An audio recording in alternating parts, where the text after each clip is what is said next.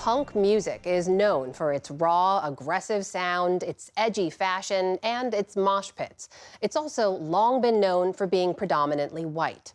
That's changed a lot in recent years, and resurfaced music from its earliest days underscores that punk has always been influenced and shaped by Black artists as well. Stephanie Sy has this story for our Arts and Culture series, Canvas. 1, 2, 3, now! We were all convinced that we had a sound that no other rock and roll band had at that time. That time was 1971, and three brothers from Detroit, David, Danis, and Bobby Hackney, started playing rock and roll. They were inspired by bands like The Who and Alice Cooper, but their sound had a different edge and reason behind it. In rock and roll, the more times people laugh at you, the more times people reject you, the more times it builds up an anger. Danis played the drums. But the only way we would take out our anger is through the music. And I guess that's what made the music louder and faster. The rejection, they say, came from an industry that didn't like the name of their band. Even though later punk bands had names like the Dead Boys and the Damned, the name Death turned off major record labels. David said, yeah, why don't we call it Death? He had such a conviction about it that we didn't have no choice but to get on board. And when we did get on board, we were all in. Bobby was the lead singer and bassist. We got Death shirts printed up. We were Death. In more recent years, musicians, writers, and critics have recognized the music Death was playing as the predecessor to punk. Back in those days, if you call somebody a punk, you got one or two things. You got either a punch in the mouth or it started a fight. Death recorded a 7-song album in 1975, but were unable to secure a record deal that year, and the band never played live. They eventually dissolved in the late 70s.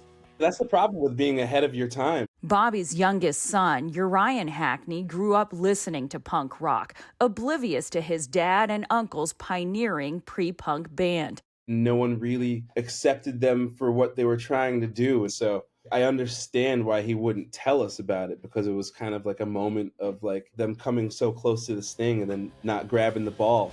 But a small number of promo records with 2 Death songs eventually made their way into the hands of record collectors and DJs. And Death's music had found a receptive new audience. Their album was finally released in 2009 on Drag City Records, 34 years after it was recorded. There were Black punk rockers in the story of punk rock at every turn. We've always been there. Reagan Buchanan has been listening to punk music since she was a kid. She began playing in bands in her early 20s, but sometimes felt alienated as a Black artist in the mostly white punk scene. The better-known Black punk band Bad Brains was already in her rotation, but it was years before she learned about the more obscure Black artists who developed the genre.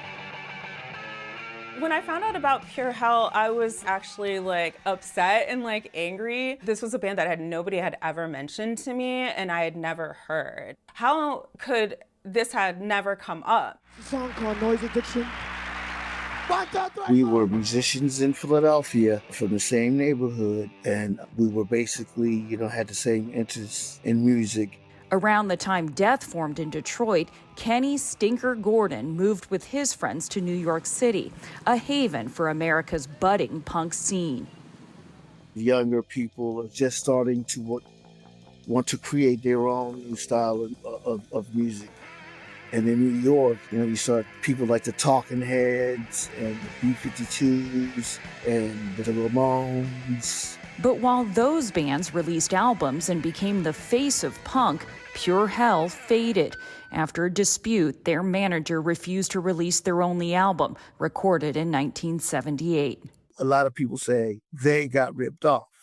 These guys, were the original guys that had gotten written off. And that's because you didn't have an album or a record that was out there, that was in the mainstream. That is until their music and photos of their classic punk aesthetic resurfaced online. People started to find out who we were. We were elated. Legendary punk musician Henry Rollins released a Pure Hell single on his label in 2017. For Buchanan, who works as an illustrator, discovering Pure Hell was only the beginning. This kind of really pushed me to start really searching for other bands that I would like that were Black. And I just kept finding so many. This is Pure Hell, my faves. Her discoveries culminated in The Secret History of Black Punk, a comic she created profiling Black punk artists, like Polly Styrene from the X-Ray Specs, Pat Smear of the Germs, and musician and filmmaker Don Letts. She also started a festival, one of a dozen across the world, celebrating newer Black and brown punk artists, like Soul Glow, a hardcore punk band from Philadelphia. And Special Interest, a charismatic Black-led band from New Orleans. There has been just such a big shift just within the last decade. Ollie Logout is the lead singer of Special Interest. Now I feel like I see so many young Black and brown people at punk shows. I think that it has like really crossed over and is like speaking to people in a different way. Of these new bands, there's one that harkens back to punk's earliest days. Death never played a live show before, so we wanted to like show people that this music exists. We are Rough Francis. Bobby Hackney's sons, musicians in their own right, formed a band, Rough Francis, to play Death's catalog front to back. While they say the renewed interest is exciting, for Bobby and Dennis Hackney, Death was never just about the fame. Even though we never made it, even though we never had a hit record, I will cherish between 1973 and 1976 as the best rock and roll years of our lives.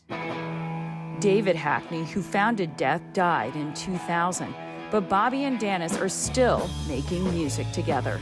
For the PBS NewsHour, I'm Stephanie Sy.